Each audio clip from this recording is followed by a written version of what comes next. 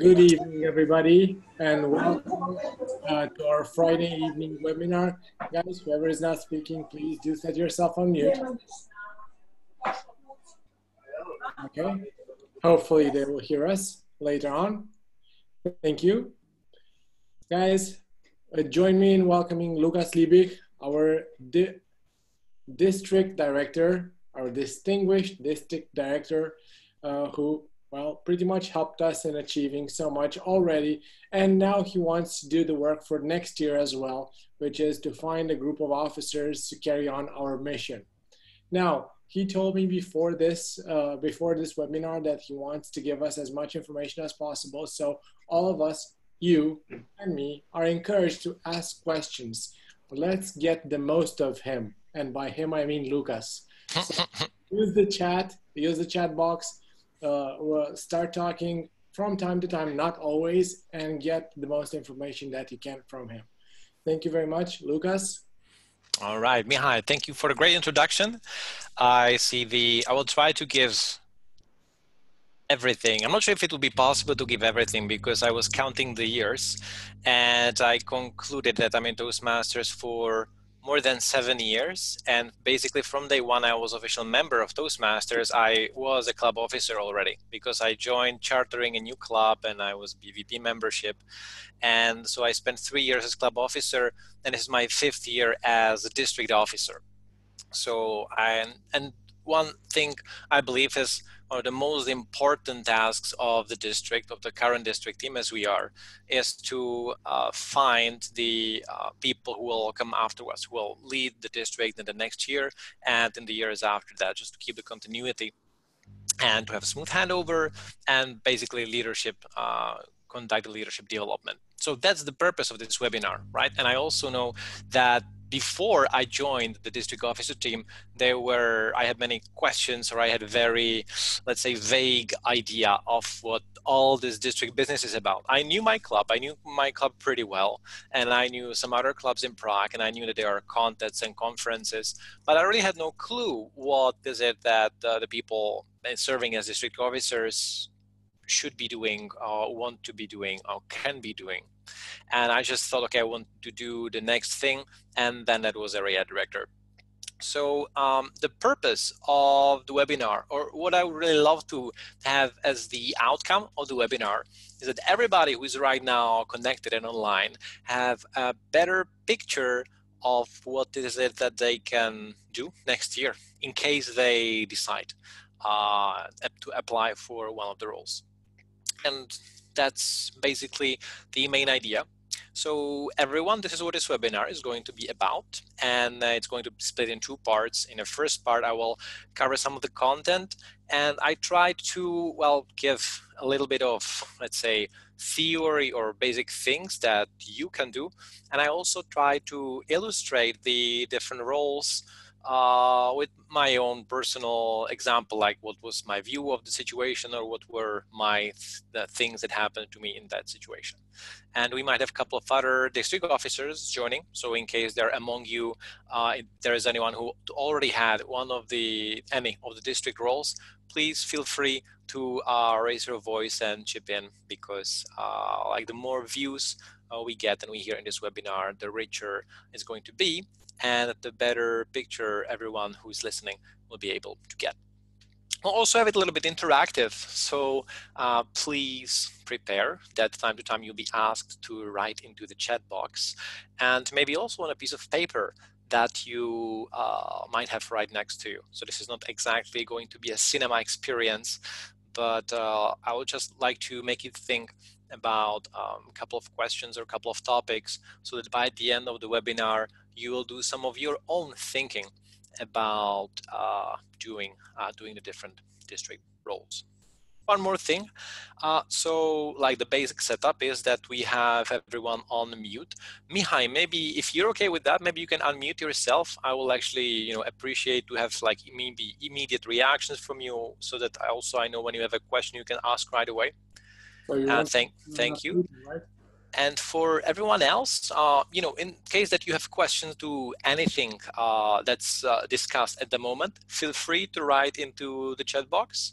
And Mihai will, be checking the chat, the questions, and we'll pick any of the questions if they were there. So Mihai, feel free to interrupt me in case you see there is a question that needs to be asked right away, and we can follow up on that. Okay. So the very first thing I would really like to do a quick round of introductions. So if you can, have a look at your chat box, open the chat box, and write down your country, city, and home club. And I'm also curious to know what the role you're considering for the next year. And last thing, very important, before we begin, I would like you to, think for yourself, but also share with everyone else, what do you expect to learn in this webinar? So you see these 3 questions on the slide. Please think for a bit and write your answers to the chat box.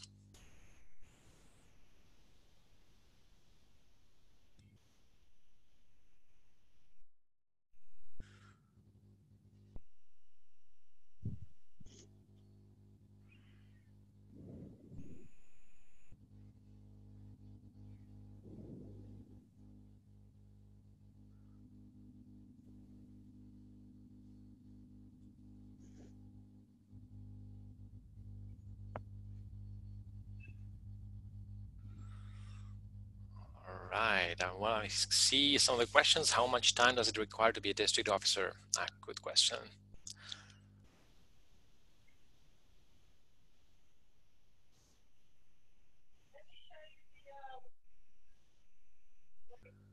Okay, I see Division D is strongly represented.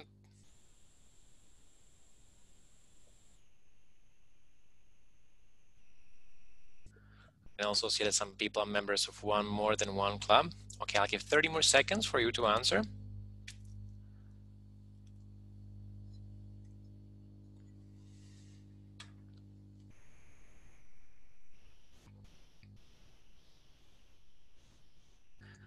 And a participant from Greece, Spanish, greetings, starting distant club, great.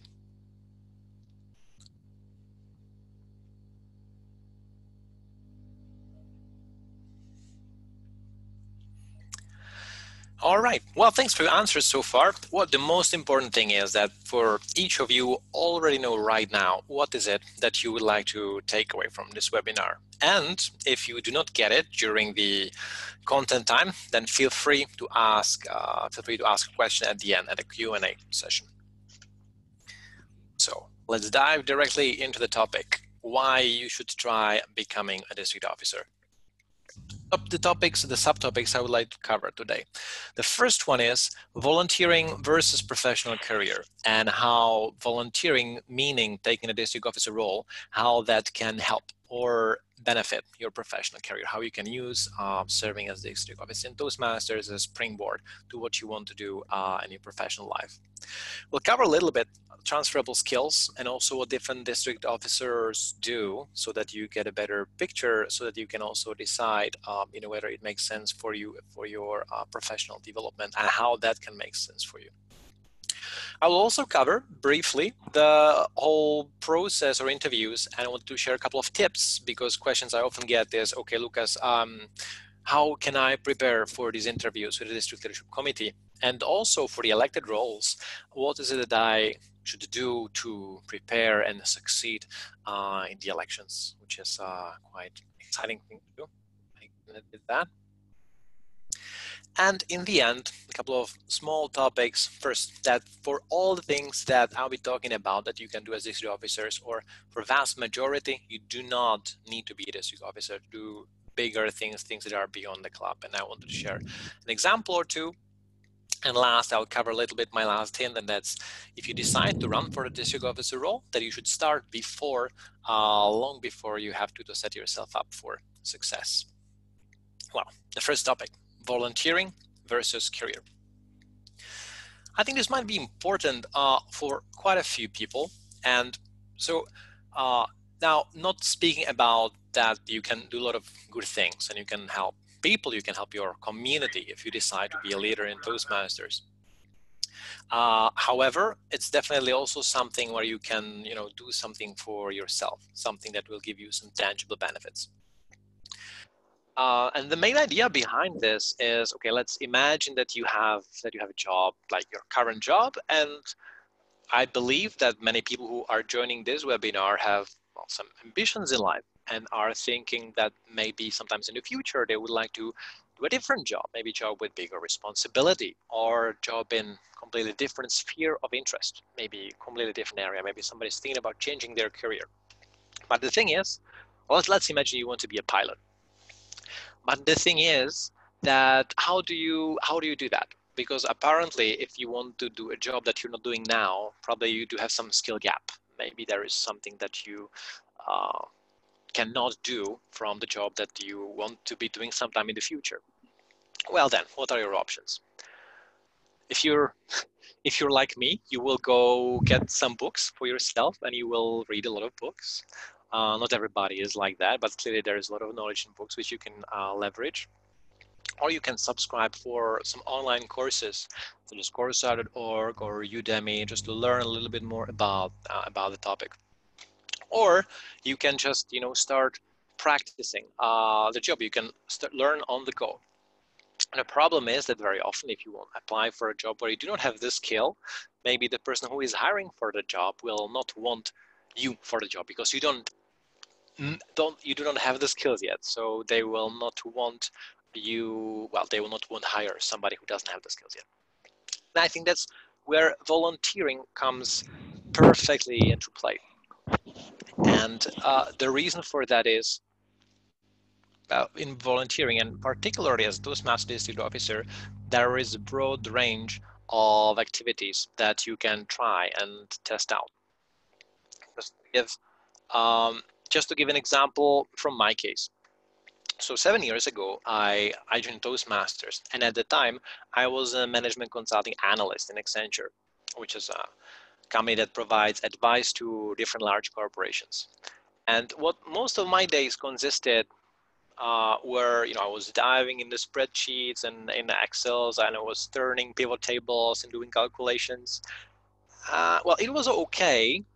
It was interesting, and I was talking to interesting people about interesting things. But the activity itself, I I wasn't really enjoying it. So I was thinking, well, what is it that I would really like to do? And since ever, I liked working with entertaining people and talking to people, maybe facilitating discussions. But well, in the company I worked for, they were not really interested in like letting me do that work because that was work for people who are much more senior and much more experienced.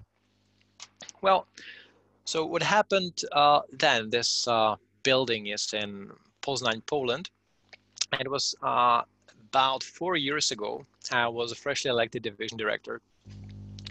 And the Poznań, Poland was district officer training, which I attended as division director. That was my second year as district officer. First I do the area director and then division director. And at the time, program quality director, Andrei Popescu, he asked me, Lucas, why don't you prepare a workshop on creativity for us? Because we will need to do some brainstorming on club growth. But before we would like, somebody to tune the whole group, which at the time was about 60 people, we would like to get them more creative. And we would like a workshop for about 90 minutes. What do you think? I said, well, great, I'm going to do it. And Andre asked me, okay, but have you done something like this before? And I said, no, I never really did training on creativity, and I don't have any idea about how to do that. And Andre said, well, okay, you'll figure it out. So I had about 2 months to prepare for the workshop, and I prepared it, and the group was entertained, and that was it. There I did a workshop in Toastmasters. So nice, but not that spectacular. But the interesting thing was that, okay, so I had a creativity workshop, and apparently it was not set just for the use of Toastmaster group. And a couple of months later, I hear in the company I was working for at the time, the manager is discussing, oh wow, it's these soft skill trainers, they are so expensive, and we just don't have budget for all that. So at some point, I just figured that, you know, maybe if I do the trainings in the company I work for, I will save the company a lot of money. And I did that. And since then, I started doing more and more workshops. And since then, well, doing workshops and doing different facilitation in the company is a significant amount of time, significant amount of activities that I do at work. And the bottom line is, well, this is the main picture from the workshop. And the bottom line is, of course, this is me. This is one thing that I found that I really wanted to practice in Toastmasters, and I did thanks to being district officer. And for you, these might be different things, but that's all right, because the range of activities that you can try and test out is really broad. And in volunteering, you have much more opportunities to go and try something that you never tried before. Which nicely moves us to the transferable skills that you get for different district officer roles. Go for the second round of Lily interaction. I would like you to open your chat boxes. And since we're talking about your possible roles as district officers that you could take, I would like you to think about what skills you would like to develop in Toastmasters. It can even be in your current role, but it can also be in the future roles. So please open your chat box and write down which skill you would like to develop and how the next role in Toastmasters can help you. Because we have two questions. One of them would be, what do you personally expect from a finance manager? Okay. Mihai, if we can, I will answer these questions after we do this little exercise with the chat box. Would that be all right? Thanks for bringing them up. Okay, so I will share my timer. Can you see the online timer? Mihai, can you see the timer on screen? Sorry, yes. Excellent. Okay, so 2 minutes for you to share. What would you like to learn in your next Toastmasters role?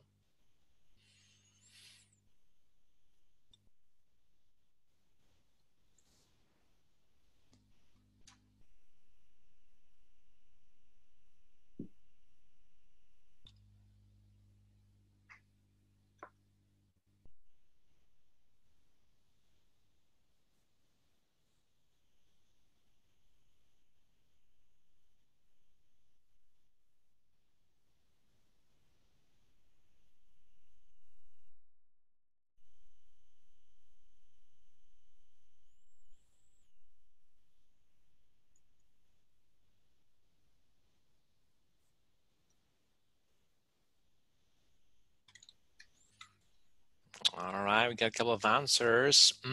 Management without authority. Interesting. Certainly something to try. Well, unconditional leadership. Dmitry, I think we'll have to explain that a little more. Kelly, motivating people. Right.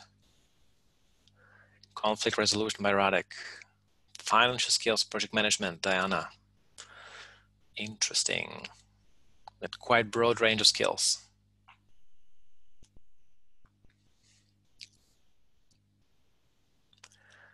Okay, 15 seconds for everyone who hasn't answered yet.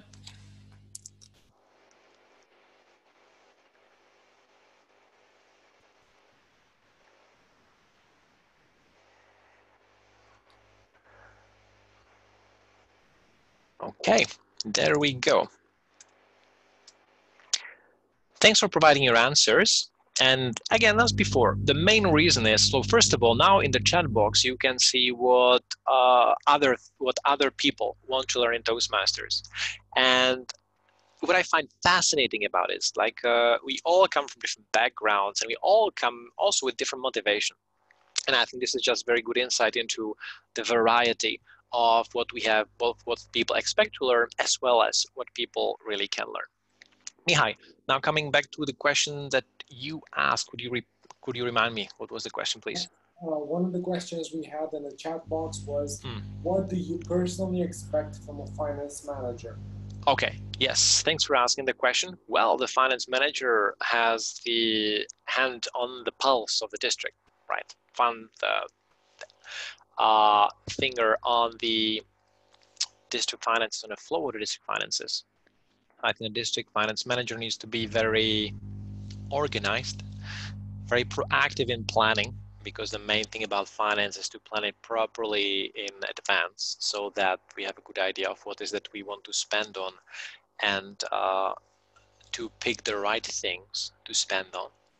And third, needs to be responsive, because finance, it's one of the more sensitive issues, and when people do not get a response about their finances quickly, that might be one of the reasons why they get a little bit nervous or frustrated.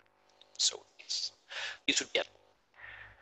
Dmitry, I can see your question. Have you got any promotion in Accenture for the workshops?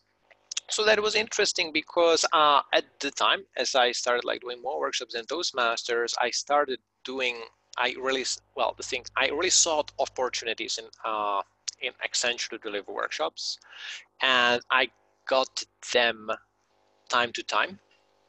But I really realized that for me to do what I really want to do, I would just need to go to do something different and switch companies. So exactly in this time, I switched companies and moved to a different company, to the company I currently work for.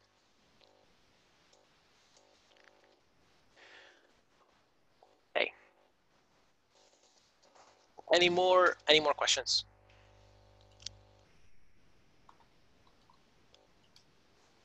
Okay, all right. So moving on to the district transferable skills. I mean, thanks for the comment about the volume. In case I try to move it a bit, but in case there are more issues, please let me know.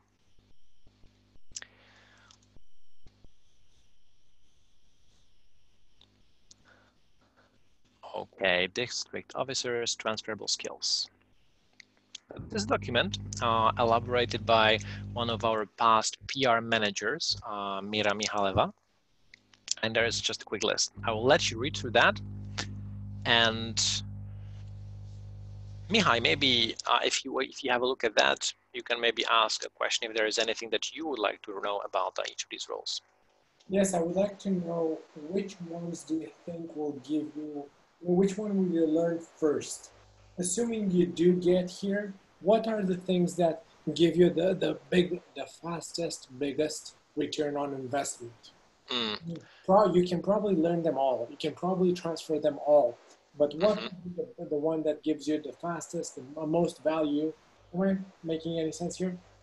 Yeah, understand. And thanks for asking that. The important thing is that, okay, in terms of the learning, it's really a lot about what is it that you want to learn in terms of what is it that you want to do outside, or what is it that you want to do afterwards. Because, for example, as district director, well, as you can see on the picture, you have you're working with the team. And the interesting thing about the district director role is there is nobody else to complain to when something is not working. When you're the district director, it's your fault, right? The finances, we're too late in approving expenses. Well, I mean, okay, finance is finance manager, but in the end, it's the district director's fault. It's not working. The PR, the web page doesn't look perfect. Well, you might think maybe it's the club director's job, maybe it's the PR manager's job, but in the end, it's a district director's job to make it work in the end. And I think that's the biggest change for as when you are district director. I would compare it to the role of club president in the club. Again, if something's not working in the club, it's the club president's fault. It doesn't really matter whether its speeches are not being scheduled or nobody talks to the guests. The club's president's responsibility. And then the other thing, so there is some, of course, you need to do team management, you need to do some facilitation or conflict resolution.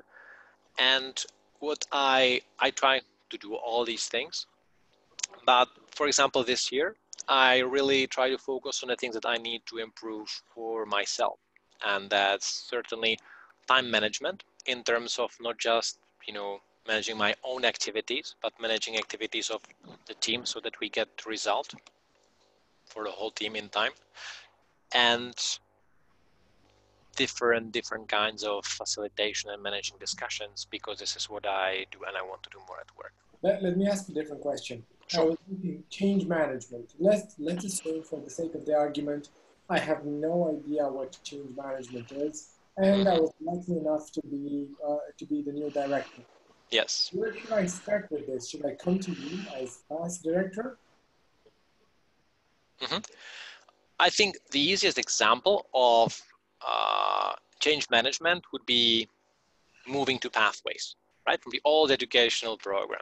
So that's a big change, because people who are in the traditional educational program are working just with paper manuals, and there was like the leadership track and the communication track and putting them together, and the projects were definitely also like basically each project was a speech.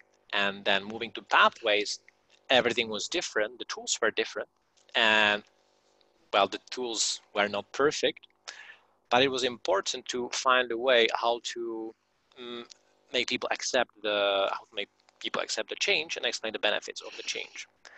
And I believe that, well, I was a program quality director when we started the year with Pathways, and I didn't have that much experience with change management either.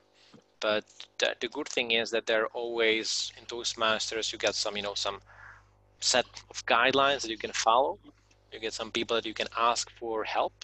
So even if you're interested in the role, but you you have no idea about that skill, you can just go for it and try it and try to put the skill into practice.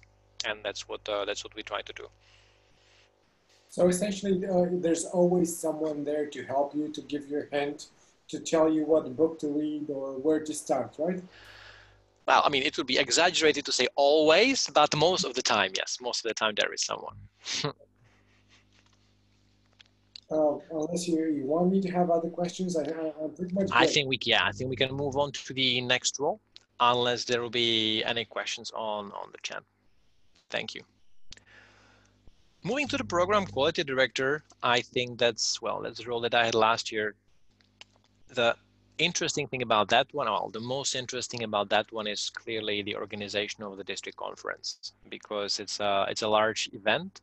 And from my experience, the interesting thing was that I was, in a way, ultimately responsible for the outcome of the district conference, but I wasn't really managing the team of the district conference. So I think this one was a lot about, let's say, indirect influencing, and a lot also about clear communication, setting expectations, and planning. For me, that clearly was the highlight. And the district conference turned out great in the end. It was fabulous, but it was very interesting for me to go through the process of being responsible for something that I was not managing myself. And also, as the program quality director, I think as the person responsible for the education in the district. So I think there the clear important thing is to be leading by example and to understand the educational program to details. If I should compare, again, the program quality director is like the VP education in the club. Also should be leading by example and have very good understanding. It's just the difficulties, or what's more challenging about the district roles, is clearly when you're in the club, you can see feedback immediately. So you come with an idea, with a decision, you go to the meeting, you change it. Let's say you decide we have just 2 speeches in the meeting, we just make meeting with 4 speeches, let's see what happens, and you see what happens immediately. In the district roles, you do not see it right away. So you need to find ways, and you need to find a way how to stay in touch with the clubs. So that. What would cross-functional team management be? Mm-hmm.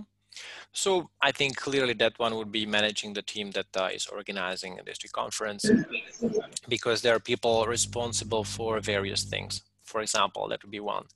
And the other is, so there are, for example, the program quality director in our district has the translation teams on well, under, not, I wouldn't say under control, but let's say under responsibility. So the activities of the people are really quite different. And that's, well, the program quality director needs to find a way how to talk to these people doing different things. Got it, thank you. Thank you too. I can see a question from Dmitry. How big is competition for different district officer roles? Well, for area division directors, it depends a lot on which area and division you're from. And for the positions in the core team, I would say there's almost always more than one candidate for each of the positions, except for, well, in the past at least it was so we didn't have that many candidates for district and program quality manager. There we usually had one or two for PQD. We didn't have, actually in our district, we didn't have yet more than one candidate for district director, but that doesn't mean that this cannot change. Well, as we sent in, as Bea sent the email, there is no set sequence of positions that person should take. Once you fulfill the basic requirements, feel free to go for it. Thanks for the question. Okay, club growth director. Mihai, what's your take on this one? Maybe I'll give you a second to read through the list of the skills. I don't need to read. I can already see my question. Analysis. Mm-hmm. How do you do this? Do you do data analytics? Do you crunch a lot of numbers? Is there math involved? Mm-hmm. Well, I wouldn't say math, but actually I believe we have our current club growth director, Kalim Gilia, on the call. Kalim, would you like to answer that question? Because I know that you are preparing something.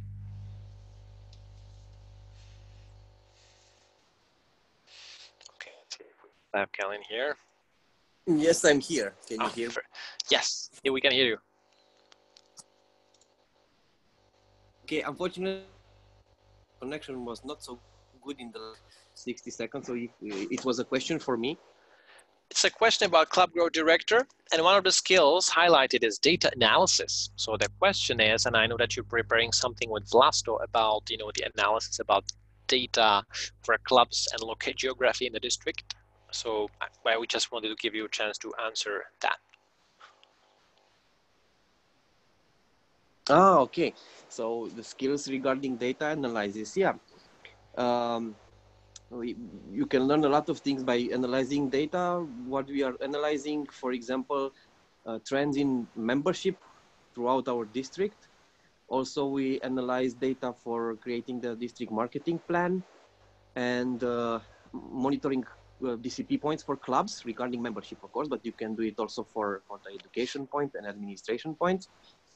So yeah, I certainly, if you are a club growth director, we will learn a lot about data analysis and reaching some conclusions and devising plans and strategies how to cope with the current situation. Super, thank you. I would just add to that also, for example, about the geography of the district. So having a look at the map of the district and which are the cities with large population with low or zero concentration of Toastmasters clubs. That's one of the other things that you need to take a look at as club growth director. Yeah, so that's this one. I think club growth director, it's a cool role, and also is the first role in the, or one of the 3 roles in the so-called district trio. The interesting thing about serving on the district trio, that's either the district director or program quality director or club growth director, is that the members of the district trio go to international trainings for district leaders. One of them takes place always at the before the international convention. So that for me, that was Vancouver, Chicago, and Denver, where you meet with district leaders from all the districts around the world. So right now that's about 115 districts, and that's, I have to say, in my view, that's really interesting to meet with people who dedicated, let's say the past 5 years to supporting Toastmasters. So it's very interesting for exchanging experience. And of course, also the receiving the training that helps you to succeed in these roles. Okay, that was district trio. Now we move on to the division director. Again, I'll give you a second to read, and then Mihai, if there's some point that you think that needs highlighting, please go ahead. I think that the highlights that I've heard about in the past years would be conflict management and budget administration. Mm-hmm. What would you like to know? Well, how do you see these? I've heard that these are the difficult points. Is there something that we can pass? There's a certain list that we need to do. Can we just bypass them? Is there a golden book for conflict management and for division director? Mm-hmm. If we go to the budget administration, is there a set budget? Can we just complain to you that we don't have enough money? Mm-hmm. And in terms of goal setting, are these our own goals as division directors, Mm-hmm. or do they come from you? Understand. Well, that's a lot of questions. So quick answer, I think there's no quick answer to conflict management. I think it depends a lot on the situation. And I think that would go a little bit beyond the scope to go in more depth in this webinar. Well, but the short answer is yes. I mean, like when any group of people, there might be people with overlapping interests, overlapping or conflicting personalities. And the job of the division director is to help, in my eyes, is to help all the area directors become successful in their roles. Because clearly, if all the area directors are successful, the division as a whole is successful as well. Now, for example, if I think back to my year as area director in Prague, we were 3 areas, but we had to organize 1 club officer training for all 3 areas in Prague. And I was lucky because all the other 2 area directors, they were okay. I could easily talk to them. But in a situation that, they would not be able to talk to each other, and clearly it would be up to the division director to, to set some lines, rules, or explain what is it that they need to do, how they need to talk to each other to make it work, so that, well, Prague together would work and provide a consistent training to all the club officers. Budget administration. Well, if you don't have enough money, you can complain to me, but or you can complain to your division director, but your division director will not necessarily be able to help you out. However, and if you will be preparing for your district officer role for the next year, you can already start thinking how you believe you could spend or what activities that would help, that would support the district or Toastmasters in your geography, what activities that would take, how much money that would cost, and you can already reach out to the people that you believe will be running for the roles, or particularly your division director, so that your division director can already include it in the plan. And especially the moment when the division director is elected, you can reach out to them so that they can include it in their budget. And the last question was goal setting. That one's interesting because, of course, you might have different perspective on that when you are division director, and then you are, I don't know, maybe club growth director overseeing the whole district. But in my eyes, I think it's always the people who are local who know best how Toastmasters should develop in their geography. Now, for example, now I know we have Division B, it's together Slovakia and Ukraine. And the goal for both of these countries, their own goal is that they want to grow so that each of them can have their own division. And I also know that the area directors and division director covering both of these countries are working towards making that happen. And I think it can, because, in the end, it's the area director and division director who's going to do the work. So it has to be their goal. I, as district director, I say, okay, I think we should, we should have 2 divisions in Romania and Moldova instead of just 1 division. Like, Mihai, what would you tell me if I tell you that? I don't know. Let me talk to the locals. Yeah, but maybe you would also tell me, like, Lukas, what do you know about this, right? We know best how we want to manage our division. Exactly, yeah. You're a polite person, so maybe you wouldn't tell me that, but maybe you think that. No, I would just tell you we will do it our way, regardless of what you're saying. Yes. Exactly. Yeah. So I believe the goals, they need to come from the areas and from divisions. Thanks for asking that. Anything more for division directors? Yep. All right. So we get to, well, to my favorite role on the district officer team, and that's the area director. So one thing I heard is that area director is much more difficult than division director, because area director actually has to do all the work and the division director can just sit and watch. Now, I don't fully agree with that, but when I was area director, I really loved the role, because at the time I really enjoyed visiting the clubs, and I knew people in all the clubs in my area except for one which was a corporate club and was a little bit detached. And it was very interesting for me that each of the clubs were different. And maybe for all of you who so far have just experienced in the club, this is a real step up going for area director, because when you're club president, in theory, if you're really crazy about it and you're really dedicated, you can make the whole club work on your own.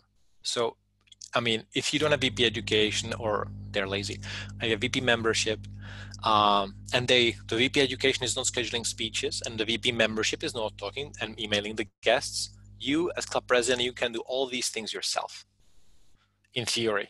And if you're crazy, you can do it also in practice. But as area director, you have 4, 5, or 6 different clubs. If you don't live in Prague or Budapest, probably they'll also be in different cities. You just cannot be everywhere. So the mental switch necessary for being successful in the role of the area director is really to think about how you can help others be successful in doing what they want to be doing, without telling them what to do. Because if there's somebody telling people what to do, they usually are not so excited about doing it.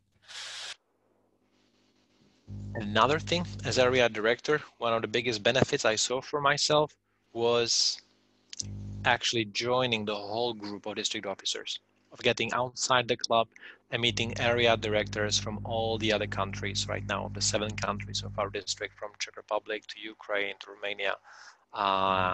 And it's just, well, so many people with so much more experience than those that I was just meeting in the club. So that one was quite interesting for me. Any more questions to this one? All clear? Okay. All right. PR manager. So the next 3 roles are the roles that I never did. So I might give my perspective, but not from being an active person in that role. Mihai, PR manager. Is there anything that you'd like to know? Honestly, everything. Everything. Yeah. You would like to know everything? Of course, always. Uh-huh. One of my teachers told me that if you don't do PR and marketing, we can do anything and everything. It will all be for nothing. Yeah. We've tested this in our club, and we've seen the results. And having the power to do this on a higher level, to me, it's like magic. Uh-huh. Something that you don't quite understand. So when you say, innovation and creativity, for me, that's mind-blowing, or proactivity or solution orientation. Basically, the way I see it, you need to be, and just quite, I know this sounds like a statement, but it's a question actually. Uh-huh. You talk to the division director and area directors and all the other parties and learn about their goals and help them, or get the money, or basically be one wheel that manages to spin the entire system.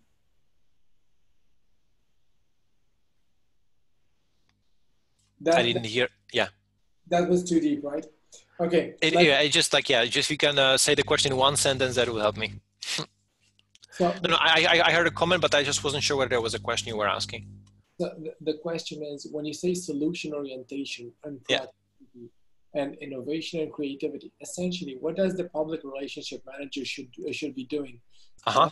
People creating content, bringing new content to the table. What exactly is the role? Yeah, I understand. So the public relations manager role is with extreme freedom. I think what is important, that every single thing that the PR manager does, that he or she is able to link it to the results. So we are thinking about how we can expand the clubs, we're thinking about how we can expand the membership, and we're thinking about how we can improve the quality of the education that we are giving. These are the three, also the three main KPIs of the district, but they are things that just make sense. And well, the tools how to achieve that is, well, be active on social media, engaging in new social media, like, starting an Instagram channel, or maybe looking what's the new hot social media, what's the next thing that nobody else is doing yet. Or it might be, figuring out how we can create more videos that we will share on our district webpage, or it's how to make our district webpage more effective so people find the right information quickly. And it's just a couple of examples. So the district PR role is really great for somebody who would like to try out something like that, who would like to move into an area of PR, or who already is active in the area of PR in their professional life and would like to, really put their effort and maybe try some new things.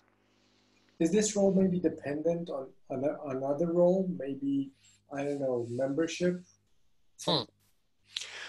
That one role and how we have it currently on our team is, the PR manager is supporting everyone, right? It can be the district director or one of the division directors have an idea, we would like to do this, and the PR manager just tries to find a way how to do that, like how to, for example, create a poster for a membership campaign and things like that. Okay, thank you.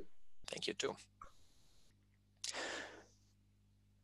Administration manager, well, the right hand of the district director and the one person who keeps everyone on the district team responsible and accountable.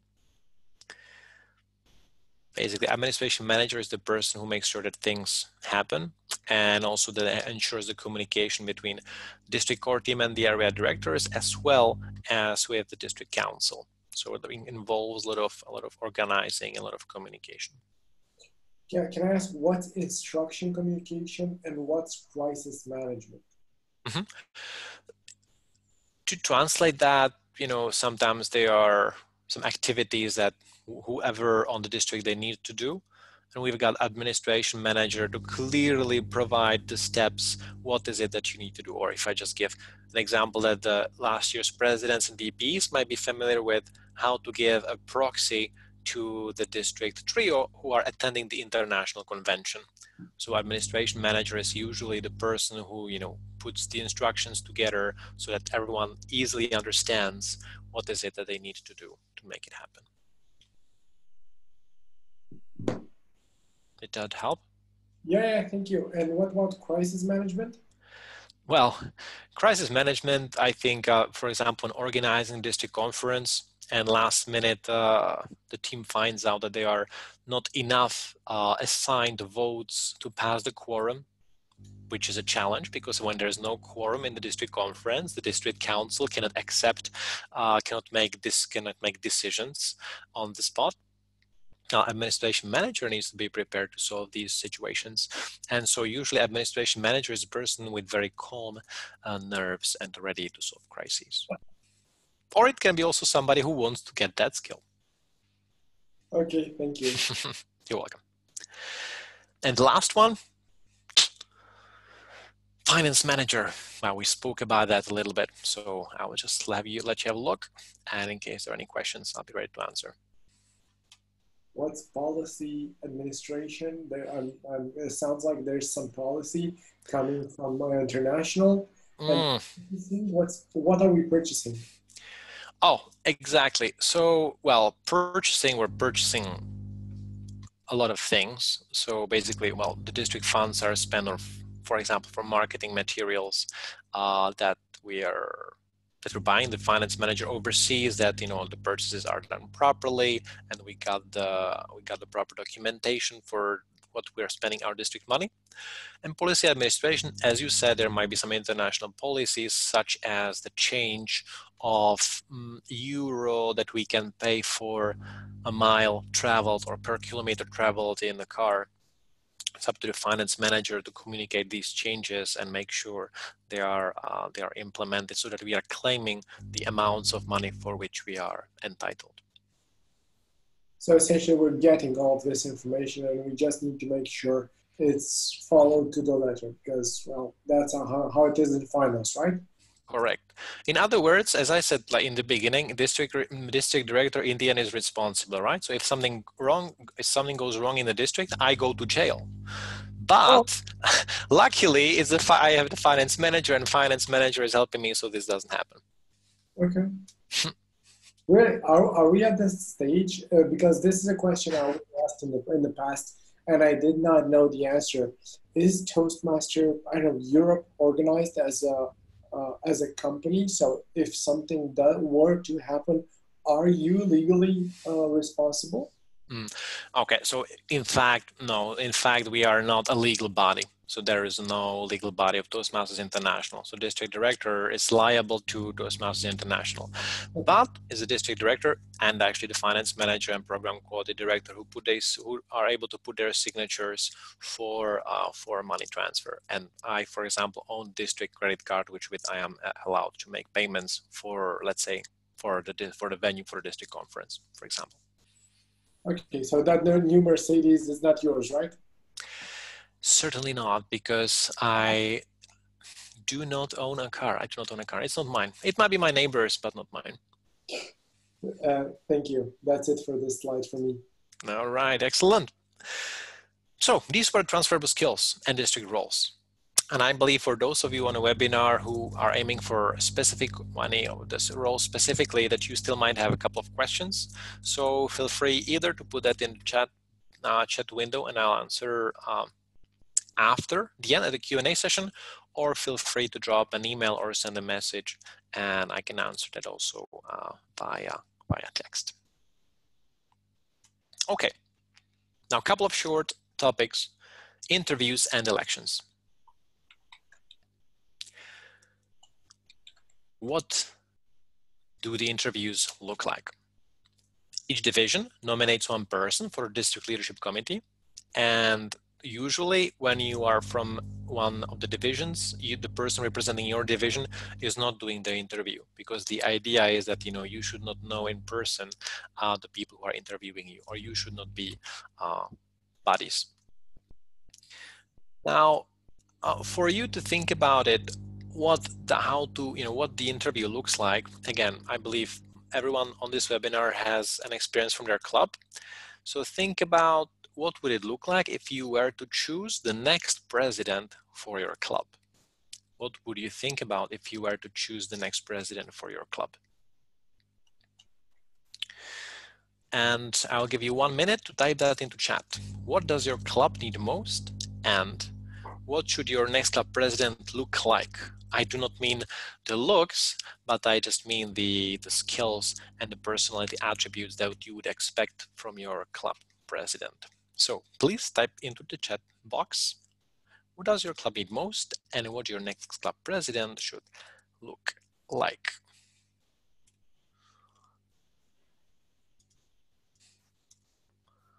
And we've got 1 minute.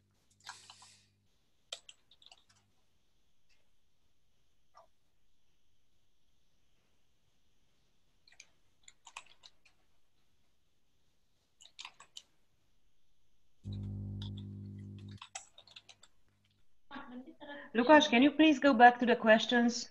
Yes.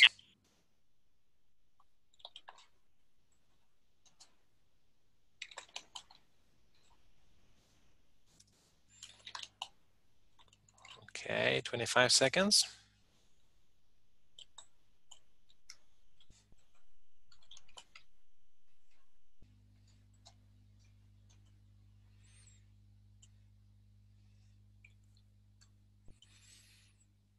Oh, superhero, I like that answer. Charismatic, credible, committed. Okay, our time's up.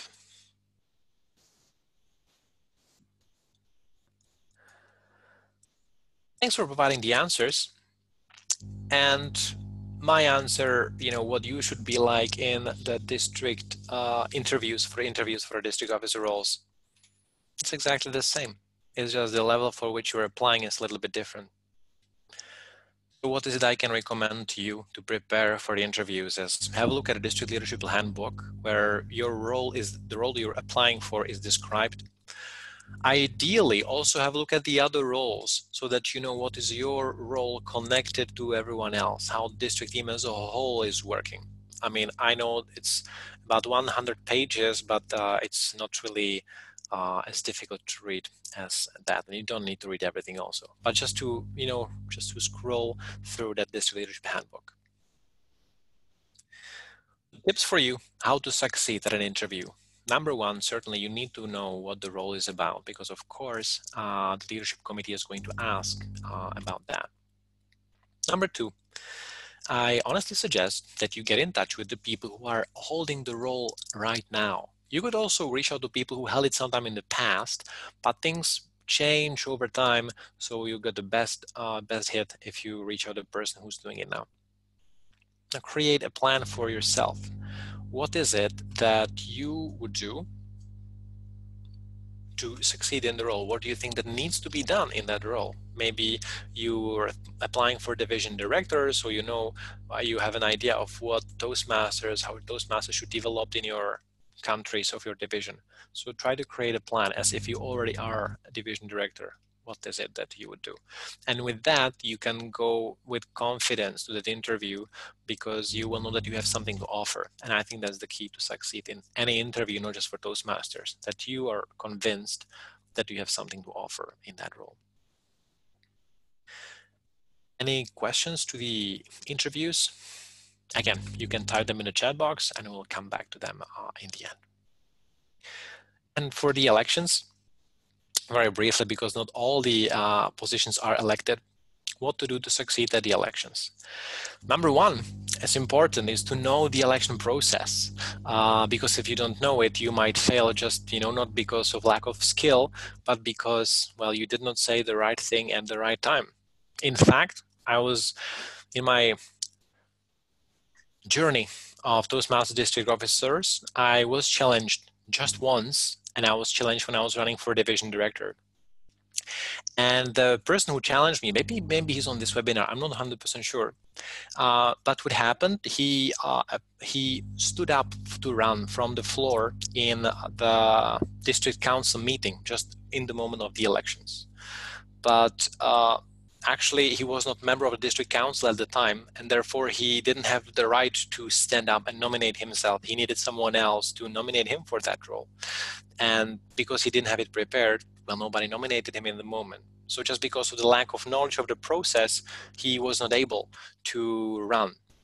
And I think that's a pity whenever that happens, whenever some procedure would stop you from your success. So make sure that you know what the process looks like of the elections.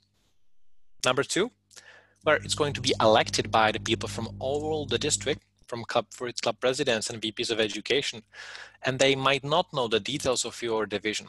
So you need to be excelling in your role so much that you will be known across the borders of your division, or at least that you will have results that you can share and show as you come to the elections.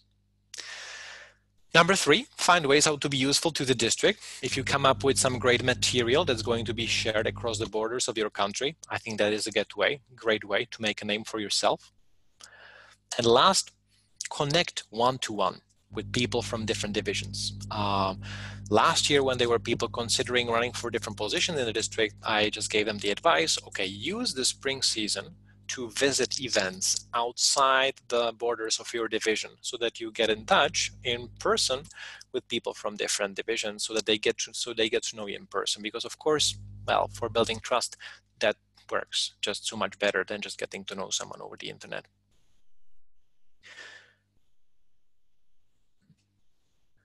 See, our time is almost up. So the last thing that I want to share is, as Robert Greene says, win the victory before you declare the war. And by that means when you apply for any position, just try not to think what is it that you should do to pass the mark, but what you should do to really succeed, maybe what you should do to be already successful. Let's speak about, if you think for division director, what is it that you should do to be successful as division director, rather than just going through the interview and through the elections. Mihai, thanks for letting me know. Time is almost up. I think now is a good time to open for questions. I will just highlight the remaining topics, and then we can cover them in the Q&A session, or we can dedicate them. Yeah, or we can just answer the other question that will be open. Lukas, are we going to have this video uploaded somewhere? Certainly. So I will upload this video to the district YouTube channel, and you'll be able to watch and review it. And also I will just all these things that we spoke about, I have them written down. So I plan to publish them over the next couple of weeks. So you can, even if you do not watch the whole video, the whole webinar, you can just review the main points. Will you take a look on the comments of the video from time to time? Maybe someone has a question on YouTube. Should they post it there? Certainly. Certainly, I'll be watching it. Thank you, Lukas. Thank you, everybody. Go ahead, Lukas. All right. So, time for questions. Is that right? Okay. Open to any questions.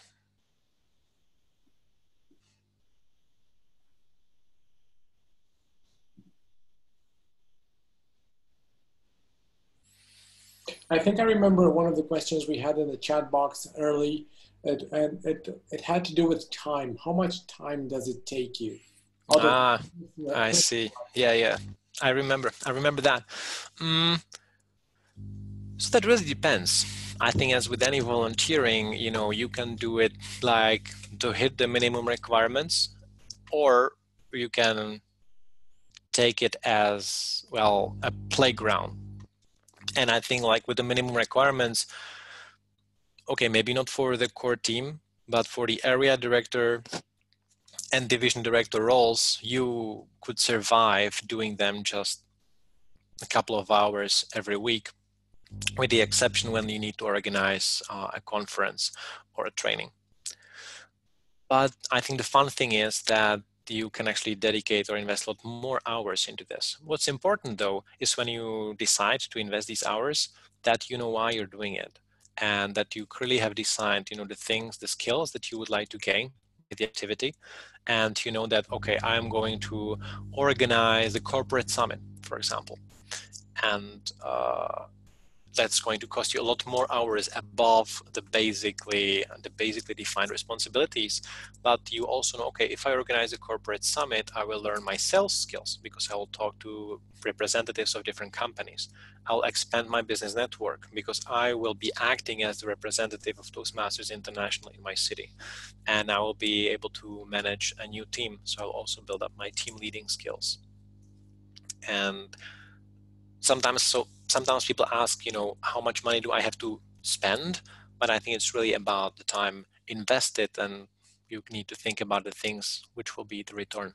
What will be the returns? Then you can calculate the return on investment. So in short, you can get by with the minimal amount of hours, but once you want to get the value, you will want to put in more time. Exactly. You can, yes, that's basically it. Like you can get by so that, to perform the role at basic level, it's just a couple of hours every week. On some weeks, you don't have to touch it. You don't need to touch it at all. But I think that you'll be missing out a bit. Okay, I think we don't have any more questions. I think they would have popped up by now. So should we wrap up? Yes, I think we can wrap up. Okay then, thank you very much, Lukas, for joining us to the webinar. Thank you all very much for joining on this Friday evening. I hope you had a great Christmas. I hope you'll have a very happy New Year. We'll be back at the end of January with a new guest, which I'm not telling you about because the list is still open. So if you want to be here and follow Lukas, I know it's a difficult task, but Lukas will help. No, he won't. He's here, he's done his job. I will be here to tell you what to do and what not to do. So talk to you next year. Thank you very much again for joining. Have a great weekend. Bye. Thanks, everyone. Happy New Year. Bye-bye.